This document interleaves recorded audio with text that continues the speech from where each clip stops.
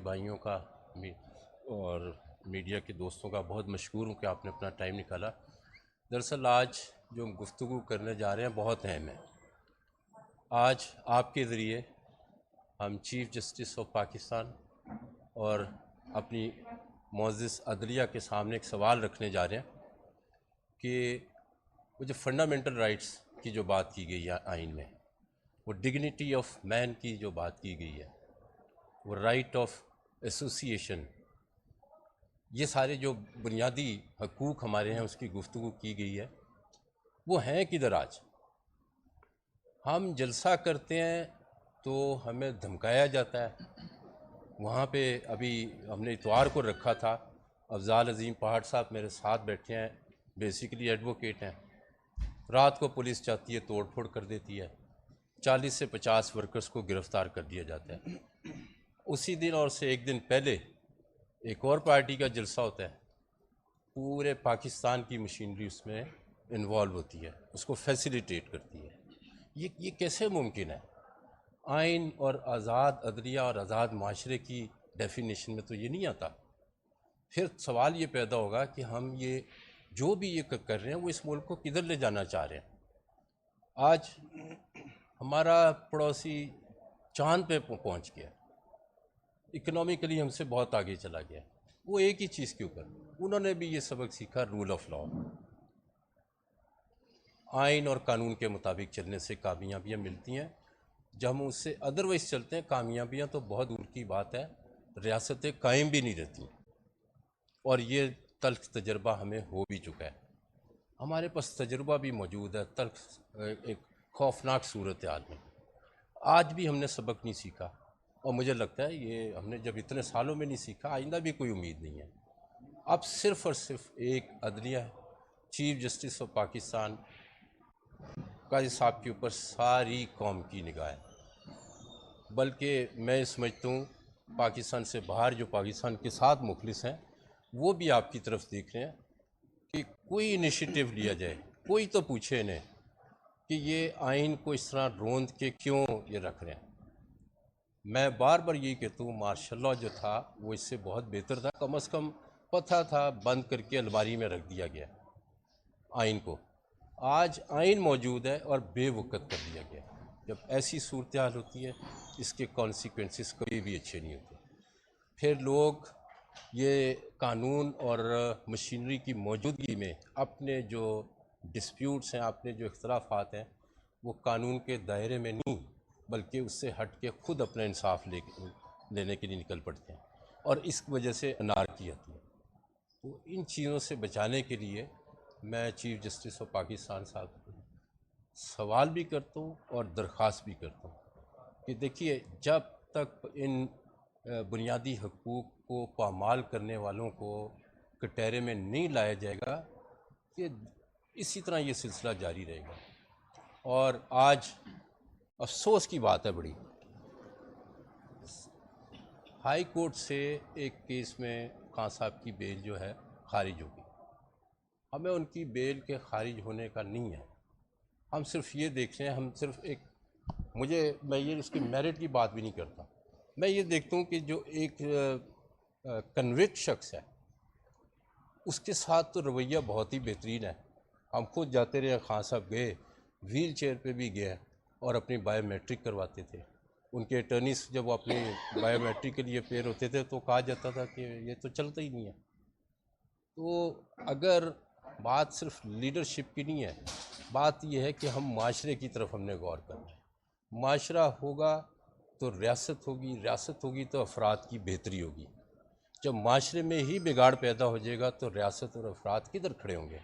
फिर इदारों की क्या ताज़ीम रह जाएगी, इदारों की क्या वक़्त रह जाएगी? जैसे मैंने पहले कहा, फिर लोग इदारों से नहीं, फिर लोग कहेंगे हमें अदालतों से तो इंसाफ मिलता नहीं है, तो वो सड़कों पे एक दूसरे से लड़ झगड़ के इंसाफ लेंगे। ये वो बदतरीन सूरत हाल है कि मैं कहता हूँ इससे बेहतर था कि मार्शल लॉ होता, तो पता तो था ना कि आइन जो है इस वक्त उसकी अमलदारी नहीं है।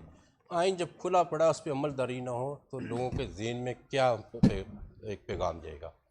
आखिर में मैं एक और पैगाम देता चलूँ।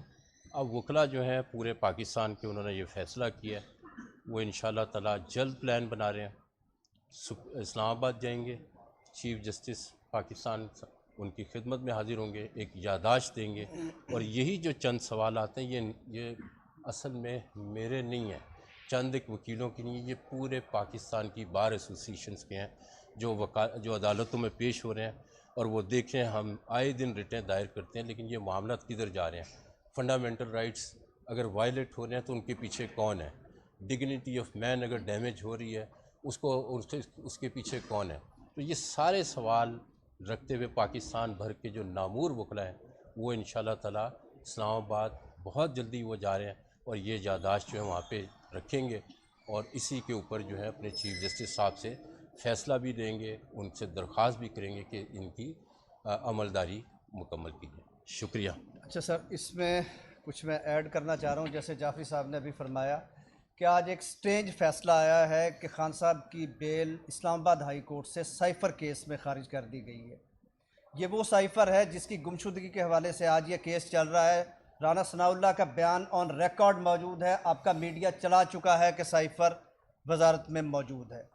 दूसरी बात यह है कि खान साहब बीइंग प्राइम मिनिस्टर उसको पब्लिक करने का भी इख्तियार रखते थे और ये वो साइफ़र है जिसको आपकी कैबिनेट कमेटी, जिसको आपकी नेशनल सिक्योरिटी काउंसिल डिस्कस भी कर चुकी थी। इसके साथ साथ हम देखते हैं कि कन्विक्ट आदमी को ऐसी सहूलियात दी जाती हैं, उसको एयरपोर्ट का जो स्टेट लाउंज है उसमें बायोमेट्रिक की सहूलत दी जाती है। कानून कहता है कि एक आदमी जो कन्विक्ट है जब तक वो कस्टडी में नहीं लिया जाएगा उसकी कोई एप्लीकेशन एंटरटेन नहीं होगी। बग़ैर कस्टडी में लिए उस शख्स की एप्लीकेशन एंटरटेन होती है। और हैरत की बात यह है कि प्रोटेक्टिव बेल के पीछे विजडम ये है कि एक आदमी ये प्लीड करता है, ये रिक्वेस्ट करता है कोर्ट से कि मेरे ख़िलाफ़ किसी ऐसी जगह पे FIR या मुकदमा हो गया है जहां तक मुझे पहुंचने से रोका जा रहा है।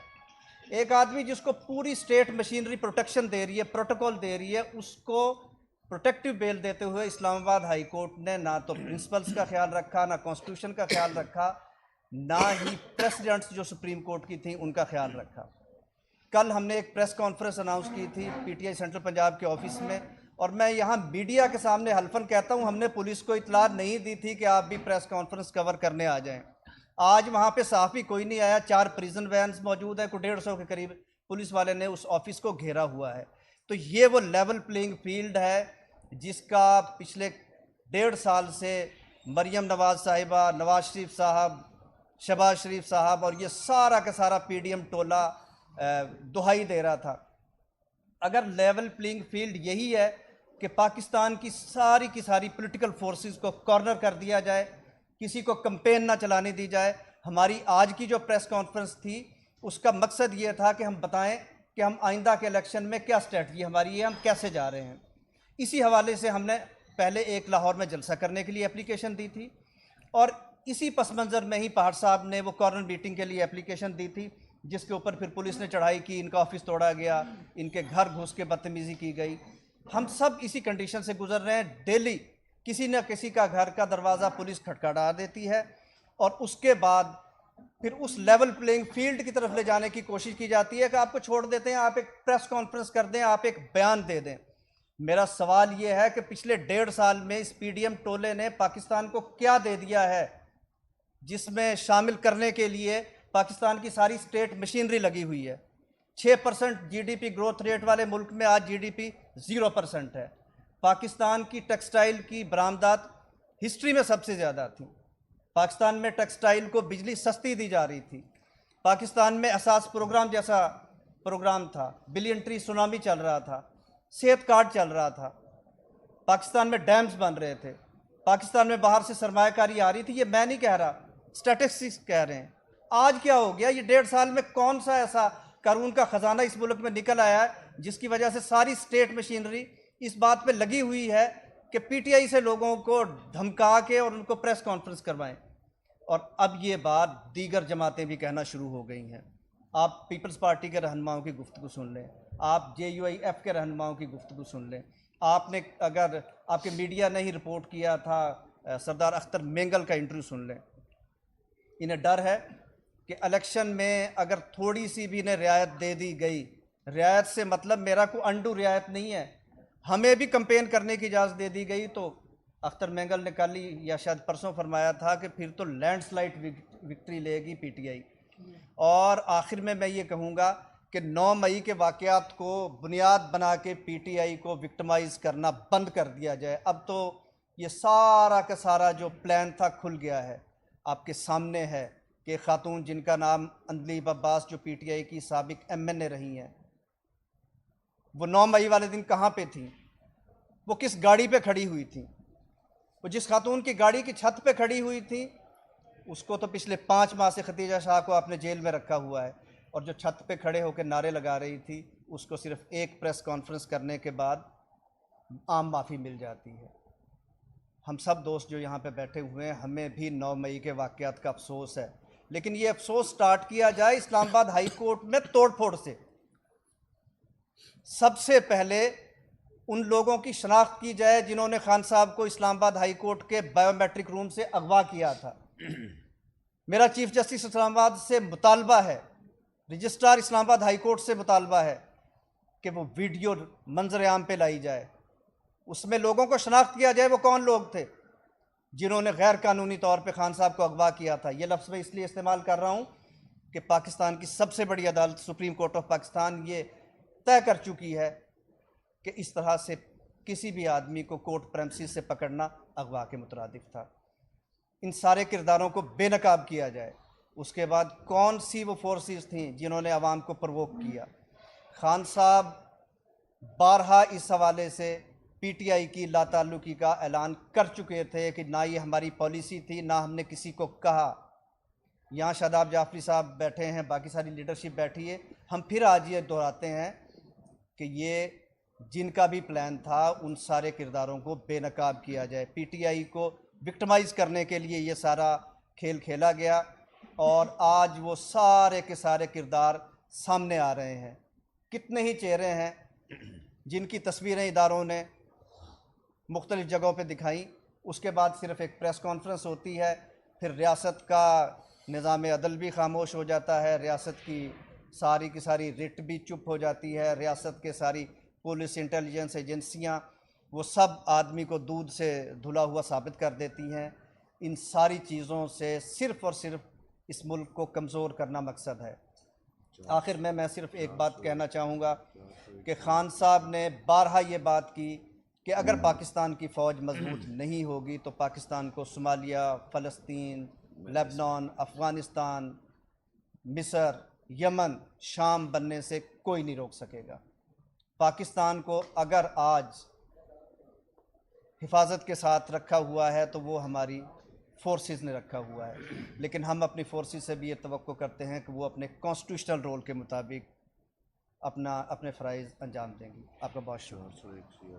अच्छा, इसमें एक मैं थोड़ा सा ऐड कर दूँ आपको कि इन्होंने जो हमारे ऊपर अटैक किया और एक हम कानूनदान हैं, हमने परमिशन ली डिप्टी कमिश्नर से, और जब हमें परमिशन मिल गई, परमिशन भी हमें बड़ी लेट करी कि हमारे पास सिर्फ चंद घंटे थे इंतज़ामात के।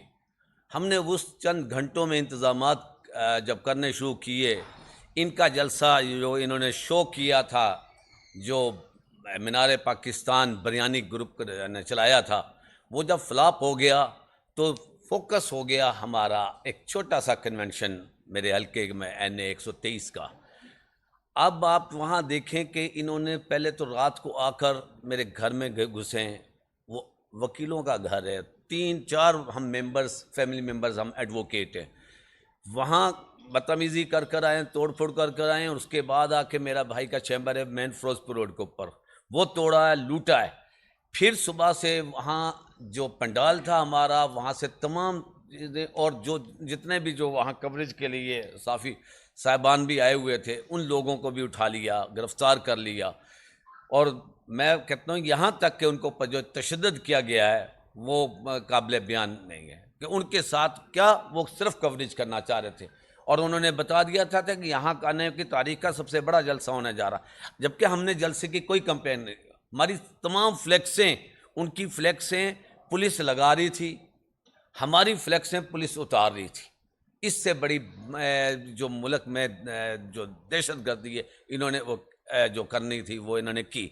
हमने मज़ीद परमिशन के लिए दे रखा है एप्लीकेशन। एक तो जो इन्होंने हमारे ऊपर वो जो कार्रवाई की थी, जो तोड़फोड़ की है, लूटमार की है, अभी भी मुझे बताया गया है एक दोस्त ने कि मेरा तो उसमें से जो कैमरा था, एक कैमरा भी उन्हीं के पास है, कई सामान पुलिस वालों के पास है। हम एक तो उनके ख़िलाफ़, पुलिस के ख़िलाफ़ कार्रवाई जो भी है वो इंशाअल्लाह ताला कानूनी तौर पे हम करेंगे, तमाम उनको हम कैफ़े किरदार तक पहुँचाएँगे। दूसरा ये कि हमने शुरू किया हुआ है, हमारा राइट है, एक पार्टी को आप जलसा करवाते हो, पूरी मशीनरी आईजी शाबाश देता है कि जी आपने बड़ा अच्छा काम सर अंजाम दिया, सीसीपीओ को, एसएसपी के नाम लेके, और दूसरी साइड पर हमारे ऊपर ये चढ़ाई कर देते हैं। अब ये इस तरीके के माहौल में ये मज़ीद हम अदालतों की तरफ देख रहे हैं, जैसे कि हमारे शाहजाद जाफरी साहब ने फरमाया कि चीफ़ जस्टिस साहब के पास, क्योंकि पूरे मुल्क की बार्स का एक ही मुतालबा है कि फंडामेंटल राइट्स कहाँ गया। तो इंशाअल्लाह ताला हम मज़ीद भी वहाँ जलसे करेंगे, हर हलके में हमने प्रोग्राम अनाउंस करना है, हम करेंगे और इंशाअल्लाह ज़रूर करेंगे। बहुत बहुत शुक्रिया। मैं थोड़ा सा आपकी इजाज़त से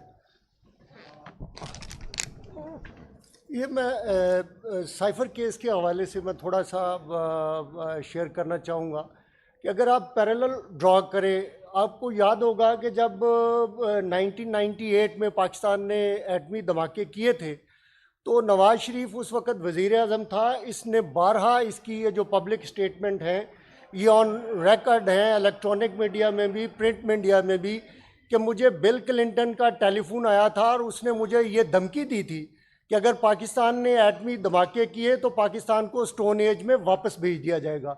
ये एक धमकी दी थी ना उसने, और इसने बारहा इसका जो है वो इसका इजहार किया था। तो क्या नवाज़ शरीफ पे इस हवाले से कि उसको एक फॉरेन प्रेसिडेंट ने उसको टेलीफोन करके धमकी दी और उसने इसको इलेक्ट्रॉनिक मीडिया में और प्रिंट मीडिया में भी ये चीज़ें रिपोर्ट हुई, तो क्या नवाज शरीफ पे कोई केस जो है वो किया गया था? तो खान साहब ने क्या किया था? खान साहब ने भी यही किया था कि जब डोनाल्ड लू ने वो हमारे एम्बेसडर को बुला के उसने थ्रेट किया कि अगर आपने प्राइम मिनिस्टर इमरान खान के ख़िलाफ़ तहरीक अदम एतमाद जो है वो पेश ना की, उसको कामयाब ना किया, तो पाकिस्तान को इसके कॉन्सिक्वेंसेस जो है उनको फेस करना पड़ेगा।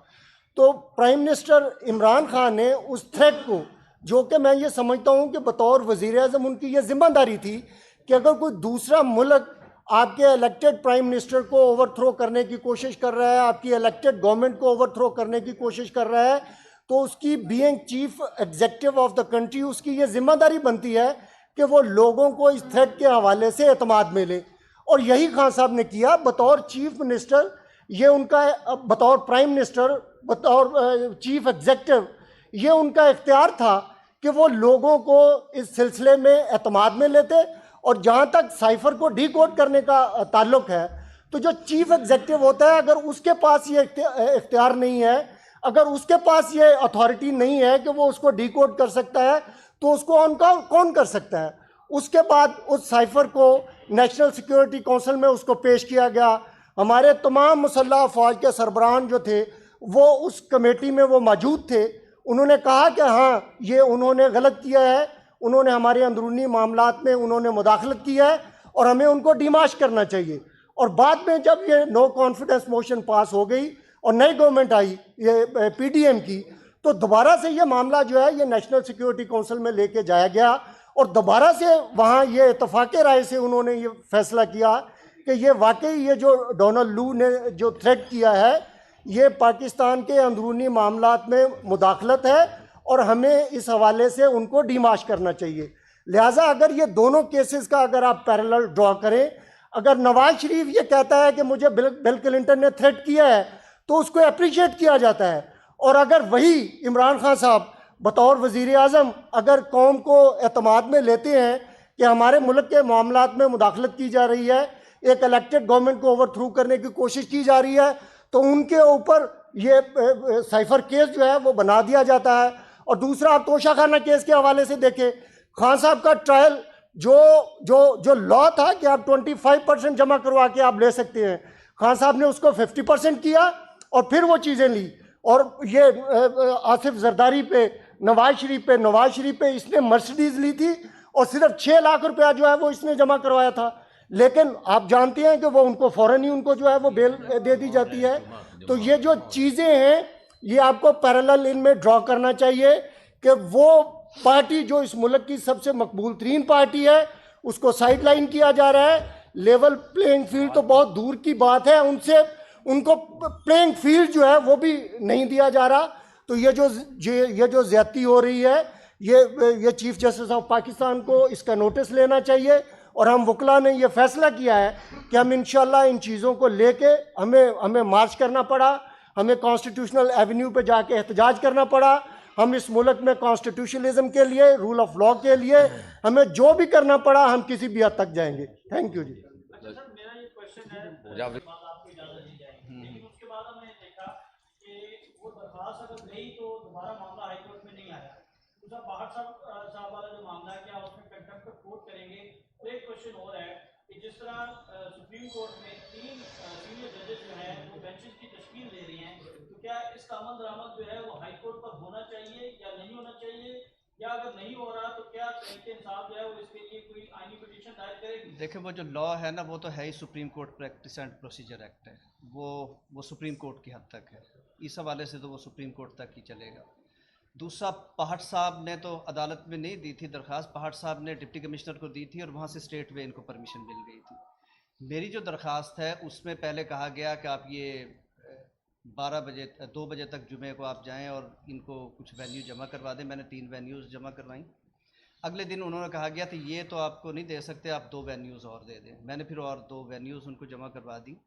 उसके बाद फिर हुआ ये कि वहाँ से वो डिसीजन नहीं हुआ कोई भी हाँ या ना का, लेकिन आमिर मीर साहब ने एक प्रेस कॉन्फ्रेंस की।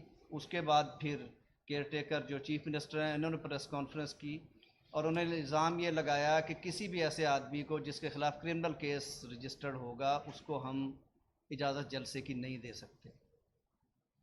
ये एक लेटेस्ट उनका व्यू था और इसमें हमने अपना मौक़िफ़ वाज़े कर दिया था कि चीफ मिनिस्टर साहब खुद एक कन्विक्ट आदमी हैं, प्ली बार्गेन करके नैब केस में ये पैसे जमा करवा के, और ये सुप्रीम कोर्ट की इस बात को तय कर चुकी कि जो आदमी प्ली बार्गेन करके बाहर आएगा वो कन्विक्ट तस्वुर किया जाएगा। बाकी पहाड़ साहब के मेरे ख़िलाफ़ कोई केसेस नहीं है, एक ड्रामा रचाया गया था और मैंने पहले भी ये बात प्रेस में कही थी और हम दोबारा ये कह रहे हैं कि हम अब इस प्लानिंग में हैं। जैसे पहाड़ साहब कह रहे हैं कि हम पूरे लाहौर में एक जलसे, पूरी सीरीज़ एक जलसों की स्टार्ट कर रहे हैं और उसके बाद उसका क्लाइमेक्स पॉइंट इंशाअल्लाह मीनार पाकिस्तान या मोची दरवाज़ा होगा। इंशाअल्लाह। थैंक यू, बहुत बहुत शुक्रिया।